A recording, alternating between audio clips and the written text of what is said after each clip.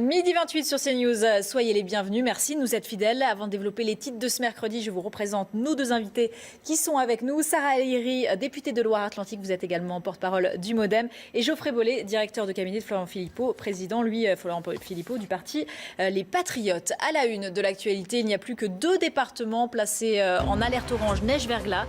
Ça concerne donc la Meuse et l'Aveyron. La neige, elle n'a pas tenu à Paris, mais il y a encore 10 cm à Lille où nous retrouverons dans un instant Damien Deparnay. A tout de suite Damien. Conséquence du passage de la tempête Gabrielle, des milliers de foyers sont toujours privés d'électricité. Ça concerne surtout la Picardie, une partie de l'Île-de-France et la Nouvelle-Aquitaine.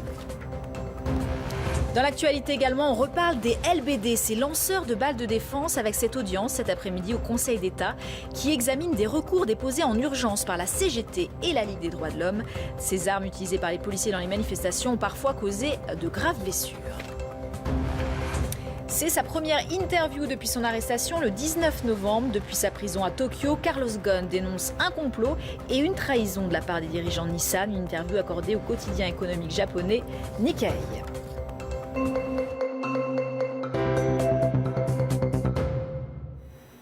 Et je vous le disais en titre, il n'y a plus que 2 départements en alerte orange neige et verglas, la Meuse et l'Aveyron.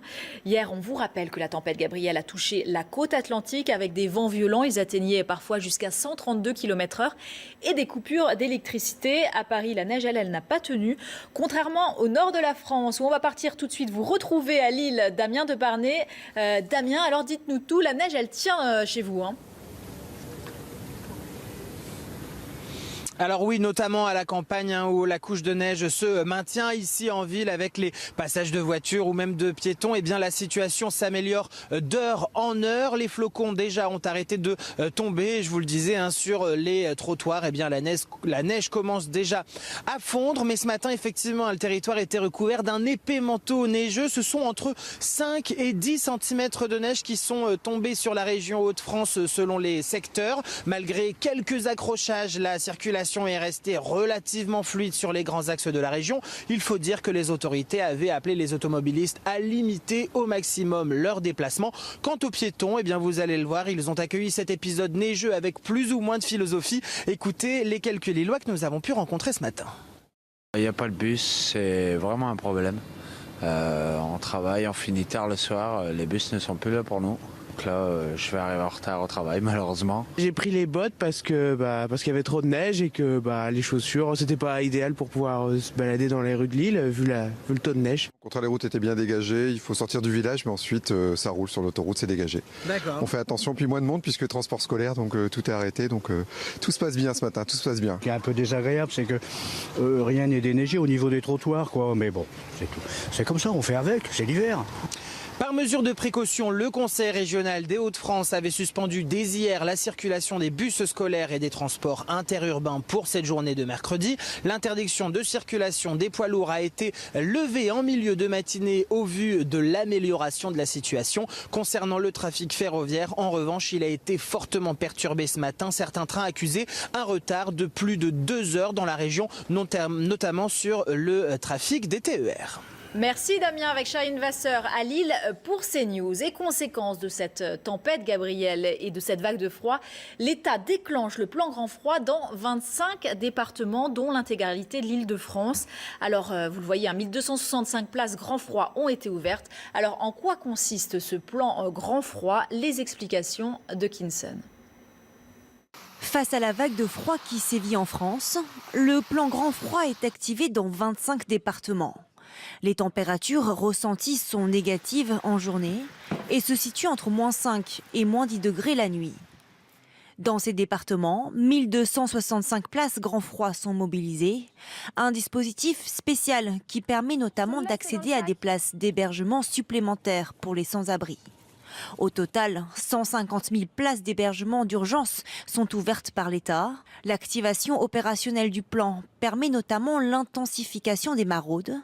L'État y consacre d'ailleurs cet hiver 5 millions d'euros supplémentaires. Ce dispositif prévoit également le renforcement des équipes du 115, l'allongement des horaires d'ouverture des accueils de jour et de nuit, ainsi que l'ouverture exceptionnelle des gymnases et équipements publics pour un temps limité. Mais selon différentes associations, ces mesures sont insuffisantes. Des milliers de personnes sont en danger chaque jour, faute d'hébergement disponible, assure-t-elle. Vous le savez, il y a le grand débat national lancé depuis le 15 janvier par Emmanuel Macron et il y a depuis ce matin le vrai débat. C'est le nom d'une plateforme concurrente lancée par des gilets jaunes. Elle doit permettre, disent-ils, de débattre en ligne de questions sociétales. Alors sur le site, il est possible de discuter autour de 9 grandes thématiques, le sport, l'économie, l'Europe. Les gilets jaunes disent faire preuve de la plus grande neutralité possible. On en discute justement de ce grand débat national et de cette plateforme voulue par les gilets jaunes avec nos deux invités. Et tout d'abord, Emmanuel Macron doit, lui, demain ou vendredi, on n'a pas trop de précision à l'heure actuelle, participer à un autre débat, le 4e, après la Normandie, l'Occitanie et la Drôme. Est-ce que vous en savez plus, vous, par exemple, Sarah El Haïry ? Non. Je vous pose la question parce que j'ai vu que vous aviez été élu député sous l'étiquette MoDem avec 0,2% des suffrages, que vous avez été soutenu par La République En Marche. D'ailleurs, pourquoi vous êtes resté MoDem Effectivement, parce que j'étais MoDem au début et que la majorité, elle est construite sur 2 piliers, le MoDem et La République En Marche. Et le projet présidentiel, on l'a coécrit. Et finalement, c'est ensemble, dans les différences, qu'on porte le projet présidentiel. Donc moi, je suis restée au MoDem. Donc vous ne savez pas où Emmanuel Macron sera demain, ni Geoffrey Bollé, je pense. Non. Donc on va continuer à parler justement de cette plateforme des Gilets jaunes. Vous en pensez quoi, Geoffrey Bollé, de cette plateforme intitulée Le vrai débat lancé ce matin ? C'est mieux parce que déjà elle est plus complète que le grand débat proposé par le gouvernement. Et notamment, vous avez dit, parmi les thèmes dont vont débattre les Gilets jaunes, il y a l'Europe. Or, l'Europe est le thème absent du grand débat officiel du pouvoir. Et donc, c'est forcément une bonne initiative parce que ça officiel, on ne sait pas, ça va peut-être venir. Ah mais non, ils ont déjà annoncé que l'Europe ne faisait pas partie du jeu. Ils ont également annoncé de toute façon le gouvernement qu'il n'y aurait aucun changement de politique derrière, etc. Et justement, moi j'en viens à ces 3 limites du grand débat national, à la fois donc, sur l'Europe qui est le grand absent des thèmes du grand débat national, l'absence d'enjeu, donc d'issue politique à ce grand débat. Nous, patriotes, on aimerait qu'au terme de ce grand débat, il soit d'ores et déjà annoncé qu'il y aura un référendum, par exemple sur le référendum d'initiative populaire, d'initiative citoyenne. On pourrait soumettre cette question le RIP, c'était sous Sarkozy, à référendum. Exactement, soumettre cette question à référendum pour qu'il y ait un enjeu au grand débat. Et puis la 3e limite, ça rejoint votre première observation sur où sera Macron, c'est que ce grand débat a totalement été détourné au bénéfice du pouvoir. Là, je rappellerai notamment les révélations de Mediapart sur la manière dont le comité national du grand débat, du débat public, je crois que ça s'appelait, a été évincé totalement pour que le gouvernement ait totalement la main. Et ça se transforme en une opération de communication où, avec beaucoup d'indécence, finalement, Emmanuel Macron fait son autopromotion personnelle de sa politique, alors que c'est et sa personne et sa politique qui sont contestées par les Gilets jaunes. Et donc, on voit d'ailleurs que les Gilets jaunes ont été évincés de ce grand débat. Et d'ailleurs, et je terminerai là-dessus, cet après-midi, à l'hôtel Matignon, doit se réunir pour la première fois le comité de suivi du grand débat, auquel les partis politiques dans lesquels les partis politiques sont représentés. Et les Patriotes, nous avons fait le choix d'offrir notre siège à une Gilet jaune pour que précisément les Gilets jaunes reviennent au centre de l'attention publique, parce que c'est eux qui sont à l'initiative de ce qui se passe aujourd'hui, et c'est eux qui aujourd'hui sont totalement oubliés, et je ne parle même pas de leurs revendications. On vous a beaucoup entendu, Geoffrey Bollé. Je donne la parole à Sarah El Haïry. Franchement, là, c'est une charge incorrect par rapport au travail et je vous ai laissé terminer, incorrect par rapport à l'engagement et ce qui se passe sur nos territoires. Vous savez, moi sur mon territoire, il y a plusieurs centaines de réunions. Les Français se saisissent. Et la réalité, c'est quoi ? L'honnêteté intellectuelle, c'est de dire, voilà... Mais vous serez à Mauves-sur-Loire samedi, vous. Tout à fait. Il y a eu le premier grand débat à Grandchamp, il y a Mauves, il y en a 13 autres qui arrivent en ma présence, mais il y a surtout des centaines de réunions qui sont en train d'émerger, et les Français s'en saisissent. Moi, j'en suis ravie. Plus d'1 Français sur 2 souhaite participer. Et pour les avoir fait, pour avoir participé, pour avoir écouté et débattu, oui, il y a une volonté d'écrire un nouveau pacte social. Les gens sont là pour échanger, et vous avez tort. Il y avait des Gilets jaunes aux réunions où j'étais présente, qui ont partagé un témoignage, qui ont proposé des idées. Et finalement, il faut arrêter. Ce grand débat, il est pour tous les Français, et les Gilets jaunes sont dedans. Ils sont citoyens français, et c'est à eux aussi de participer dans ce débat.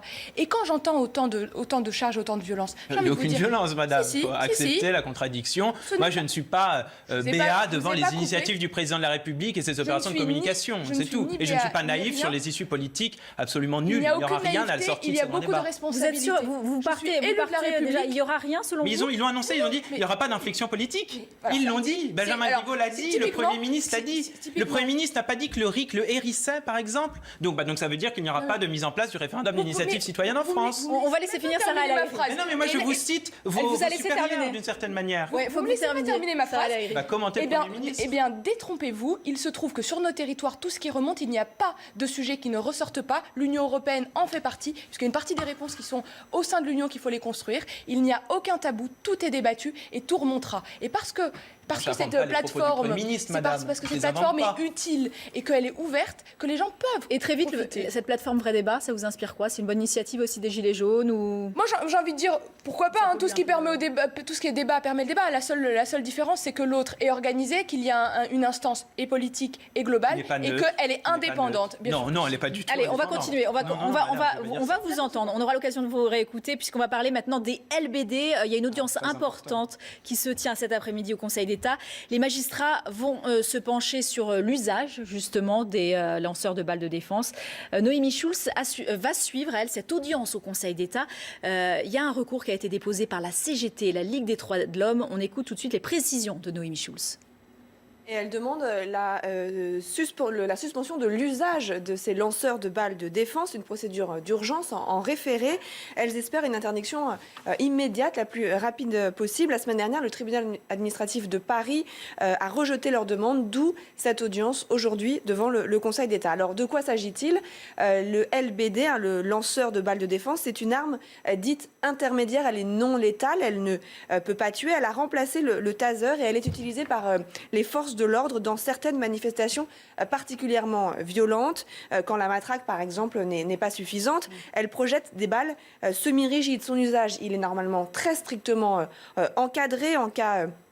On ne peut s'en servir qu'en cas d'absolue nécessité. Il n'y a pas de tir au-dessus de l'épaule, ni à moins de 10 mètres de la cible. Le problème, c'est qu'il y a parfois des accidents et donc des blessures très graves. Le gilet jaune, Jérôme Rodriguez, affirme avoir été touché à l'œil samedi dernier pendant une manifestation par un lanceur de balles de défense. Une enquête est en cours pour le déterminer. Le défenseur des droits a déjà demandé la suspension de cet usage devant l'évidence de leur dangerosité. Mais les policiers, eux, ils expliquent que c'est parfois la seule solution qu'ils ont pour se sortir de situations, pour se protéger dans certaines manifestations. Le Conseil d'État donc va se pencher là-dessus et rendra sa décision dans les prochains jours. Alors, faut-il interdire le lanceur de balles de défense? Je vais donner la parole tout de suite à Sarah El Haïry parce que vous avez moins parlé tout à l'heure et après Geoffrey Paulet. Sarah El Haïry, selon vous, êtes-vous favorable à son interdiction? Le sujet que va trancher le Conseil d'État va être important, va être intéressant, mais il faut revenir à la réalité. Ça va faire 4 ans qu'on a une montée de violence sans nom dans nos manifestations. Le droit de manifester est bousculé par ces casseurs, par cette violence qui fait que, on a encore plus dernièrement. Et encore plus dernièrement, même si je vous l'accorde, moi je viens d'un territoire qui s'appelle la Loire-Atlantique et à Nantes nous avons vécu année après année la violence au sein des centres-villes. La question du LBD en particulier fait partie d'un pacte global qui permet évidemment aux forces de l'ordre de mettre de la distance. On voit également les blessures, c'est vrai, mais on a une doctrine aujourd'hui en France qui est de dire ne pas aller au contact. L'utilisation des caméras pour avoir plus de transparence, pour protéger les forces de l'ordre et montrer ce qui se passe, c'est une bonne chose. Le Conseil d'État, moi je ne saurais pas prédire ce qu'il va répondre. Ce que je vois, c'est qu'il faut... Et quelle est votre position? Il faut l'interdire, ce LBD? Moi, je pense que tant qu'on est dans la position actuelle, non, il faut permettre aussi aux forces de l'ordre de ne pas rentrer en contact et, par contre, apporter toute la lumière. J'ai pleine confiance dans les procédures quand l'IGPN est saisi. Il faut rappeler que les forces de l'ordre sont des gens qui nous protègent. En les caméras piétons et il faut de la transparence, les policiers, il faut des images, mais les policiers et les gendarmes sont des gens qui protègent la République, ses institutions. Et ils sont là pour garantir le bon fonctionnement de nos manifestations. Il faut remettre les choses dans leur contexte. Et je ne suis pas sûre que si on allait au contact, la doctrine du maintien de l'ordre, on n'aurait pas plus de blessés, peut-être plus de blessés graves. Il faut rappeler que ces armes-là ne sont pas létales et quand elles sont utilisées, elles sont d'abord utilisées pour protéger les uns et les autres. Et il y a 4 blessés à l'œil selon Christophe Castaner. Des blessures graves d'ailleurs, c'est vrai. Beaucoup plus sur le décompte de l'IB. Geoffrey Paulet. Nous, aux Patriotes, avec Florent Philippot, on a lancé une pétition pour demander l'interdiction de l'usage des LBD dans le cadre des opérations de maintien de l'ordre, parce que c'est une arme qui peut être utile, Typiquement, les brigades anticriminalité l'utilisent lorsqu'elles sont confrontées à des délinquants réellement, qu'elles sont en opération. Mais pour du maintien de l'ordre, c'est parfaitement inadapté. On a quand même des dizaines de blessés graves. Quand on dit blessés graves, c'est des gens qui sont éborgnés, qui sont mutilés. On a des centaines de blessés. Parmi les blessés, c'est quasiment tous des innocents au sens strict. On l'a vu encore dernièrement, Monsieur Jérôme Rodriguez, dont on a appris ce matin, une vidéo de vos confrères Le Quotidien a montré que c'était bien un tir de LBD qu'il s'était pris dans l'œil. Alors l'IGPN, il y a une enquête en cours. Il y a de nouveaux éléments ce matin. Je relève juste ces nouveaux éléments, mais très bien. Attendons que l'IGPN s'exprime. On a de nouveaux éléments, notamment vidéo. C'est une arme qui est donc dangereuse, parfaitement inadaptée, et certains policiers le disent et le reconnaissent. Et le problème, c'est que donc, quand elle est mise entre les mains de policiers qui ne sont pas spécialisés dans le maintien de l'ordre, typiquement les brigades anticriminalité, mais que, parce qu'on n'a plus assez d'effectifs de police et de gendarmerie, on les met quand même dans des opérations de gestion des manifestations, et ben on a des drames, des dérapages. Et maintenant, le bon sens et l'humanité, parce que moi, je suis très choqué de l'absence totale d'humanité du gouvernement qui n'a pas un mot pour les victimes. On parle quand même de gens qui sont handicapés à vie après ce genre de drame. Je pense évidemment qu'il faut interdire cette arme. Il faut interdire cette arme dans le cadre des opérations de maintien de l'ordre, des manifestations, ça n'y a pas sa place. Merci à vous deux, Geoffrey Bollée et Sarah El Haïry. On va maintenant parler de Carlos Ghosn qui a accordé sa première interview depuis sa prison de Tokyo. L'ancien patron crie au complot. Éric de Ritmaten, Carlos Ghosn nie donc toute malversation.